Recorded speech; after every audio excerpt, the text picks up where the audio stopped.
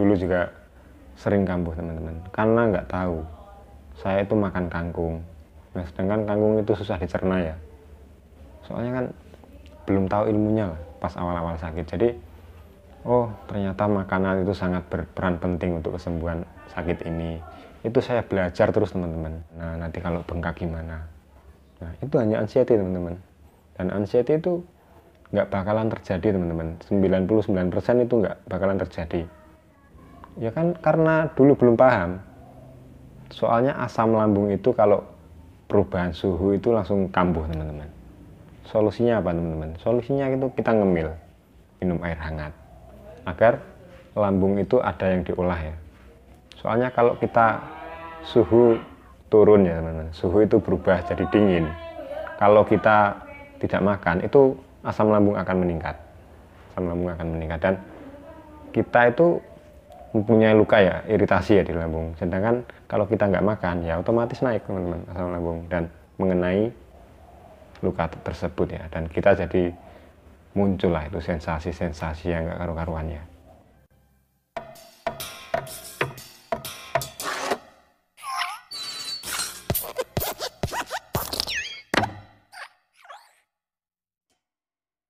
Assalamualaikum warahmatullahi wabarakatuh. Jumpa lagi ya sama saya Mas Joko. Pokoknya saya itu nggak bosan-bosan ya teman-teman, menemani teman-teman agar teman-teman itu lebih tenang. Dan semoga saja dengan video saya setiap hari teman-teman itu segera sembuh ya teman-teman. Soalnya penyakit ini kalau kita itu tenang pasti akan cepat sembuh. Itu pengalaman saya. Saya dulu itu orangnya nggak bisa tenang, makanya kan saya itu sembuhnya lama ya teman-teman. Nah di video kali ini saya itu akan membahas teman-teman itu jangan sok tahu ya, jangan sok tahu. Jadi kita itu pas mempunyai sakit asam lambung dan rasanya itu dari ujung rambut sampai ujung kaki itu kerasa semua ya, sampai yang bergetar, kesemutan, sampai tenggorokan itu mengganjal, ulu hati perih, berdebar-debar. Pokoknya semua yang ada di tubuh itu kerasa ya. Itu hal yang wajar ya teman-teman. Pokoknya teman-teman kalau ada rasa-rasa itu kan sudah bisa di dokter dan dikatakan kalau teman-teman itu hanya sakit asam lambung. Nah cukup dipahami di situ. Memang awal-awal sakit itu perasaan penyakit berat itu selalu hadir teman-teman. Dipahami sampai sini teman-teman. Pokoknya teman-teman itu dipahami terus. Kalau masih nggak percaya diulang-ulang lah video saya teman-teman, agar teman-teman itu paham. Soalnya saya dulu itu pas sakit anxiety dan asam lambung itu susah sekali ya, melihat video itu masuknya itu susah sekali. Jadi harus saya ulang-ulang agar paham ya. Nah akhirnya apa teman-teman, kalau kita itu cepat paham ya cepat sembuh teman-teman. Makanya teman-teman itu jangan sok tahu ya, kalau kok debar-debar padahal saya nggak ngapa-ngapain, langsung pikirannya ini nanti kalau jantung gimana. Itu jangan ya teman-teman. Pokoknya teman-teman itu percaya sama mentor-mentor lah, soalnya kan mentor-mentor itu sudah pada sembuh. Nah dia itu sembuh, apa yang dilakukan itu teman-teman lakukan. Misalkan kalau teman-teman itu telat makan itu langsung bergetar ya, langsung pusing keliengan ya, teman-teman jangan telat makan ya. Memang kalau kita telat makan itu sakit ini langsung kambuh teman-teman. Itu pengalaman saya. Makanya kan di video saya itu banyak yang setiap hari itu saya katakan saya itu kemana-mana bawa bekal. Apa susahnya ya teman-teman kita itu bawa bekal? Kan tinggal ditaruh tas ya. Misalkan biskuit itu nggak apa-apa teman-teman. Daripada kita nggak ada yang dimakan ya, mending lebih baik kan kita makan biskuit. Nah sampai situ teman-teman. Jadi jangan sok tahu lah, soalnya kan anxiety itu identik dengan pikiran negatif teman-teman. Yang positif itu susah sekali masuknya. Pokoknya kita itu sering merasa-rasa dan tubuh kita itu misalkan kerasa di kaki ya, itu langsung pikirannya itu nanti kalau kaki gajah gimana, nanti kalau bengkak gimana. Nah itu hanya anxiety teman-teman. Dan anxiety itu nggak bakalan terjadi teman-teman. 99% itu nggak bakalan terjadi. Kita memikir penyakit berat itu nggak bakalan terjadi. Nah, sedangkan 99% teman-teman nggak terjadi ya. Ngapain kita memikirkan itu terus ya? Lebih baik kita memikirkan yang 1% itu teman-teman. Itu yang nggak bakalan terjadi. Itu yang diperbanyak ya.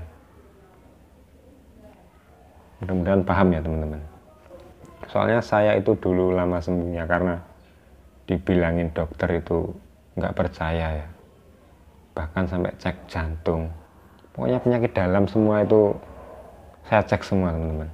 Semuanya. Dari kepala sampai kaki itu saya cek semua. Itu karena apa? Karena saya itu penasaran terus. Dibilang dokter itu nggak percaya. Dok, ini jantung saya ini, dok. Soalnya kan berdebar-debar terus gitu kalau mau tidur. Setiap sore itu langsung pusing keliengan. Ya kan karena dulu belum paham. Soalnya asam lambung itu kalau perubahan suhu itu langsung kambuh teman-teman. Solusinya apa teman-teman? Solusinya itu kita ngemil, minum air hangat agar lambung itu ada yang diolah ya. Soalnya kalau kita suhu turun ya teman-teman, suhu itu berubah jadi dingin. Kalau kita tidak makan itu asam lambung akan meningkat.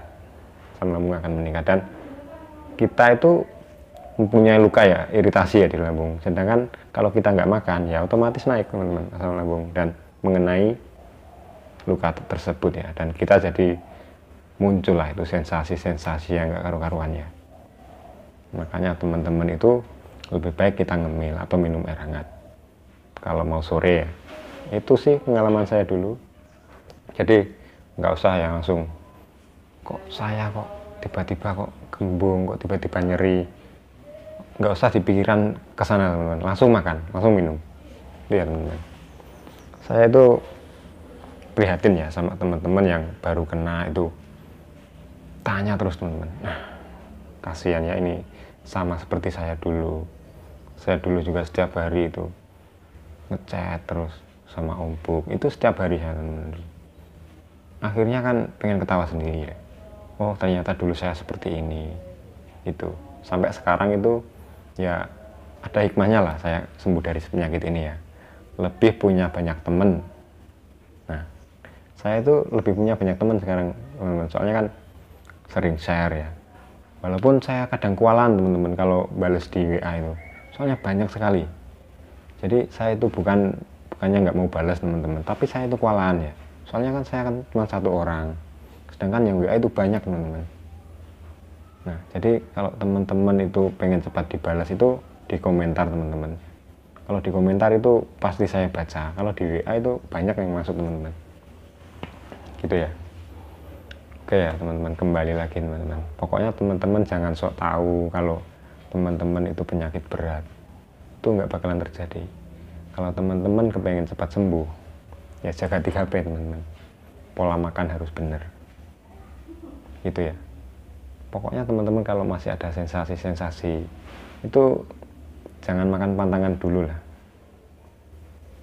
Soalnya kita itu kalau nanti salah makan itu kambuh teman-teman. Saya dulu juga sering kambuh teman-teman karena nggak tahu. Saya itu makan kangkung. Nah, sedangkan kangkung itu susah dicerna ya. Soalnya kan belum tahu ilmunya lah pas awal-awal sakit. Jadi oh ternyata makanan itu sangat berperan penting untuk kesembuhan sakit ini. Itu saya belajar terus teman-teman. Nonton di videonya Kang Rohimat, sayur yang baik itu apa aja yang dimakan, itu saya belajar terus teman-teman. Dari situlah saya mulai menerapkan ya. Saya terapkan terus dan akhirnya kan sembuh total ya teman-teman sampai sekarang. Bahkan sekarang saya itu sudah bisa ngopi lagi teman-teman. Bisa ngopi lagi, makan pedas, sudah seperti dulu lagi lah pokoknya teman-teman. Mungkin video kali ini segini dulu ya teman-teman. Pokoknya teman-teman itu nomor satu itu harus semangat. Jangan ikuti yang lemas-lemas itu, jangan ikutin. Kita harus semangati diri kita sendiri. Kalau kita tidak semangati sendiri, mau siapa lagi ya teman-teman. Mungkin video kali ini segini dulu. Semoga bermanfaat dan saya doakan teman-teman yang subscribe channel saya segera sembuh ya teman-teman. Assalamualaikum warahmatullahi wabarakatuh.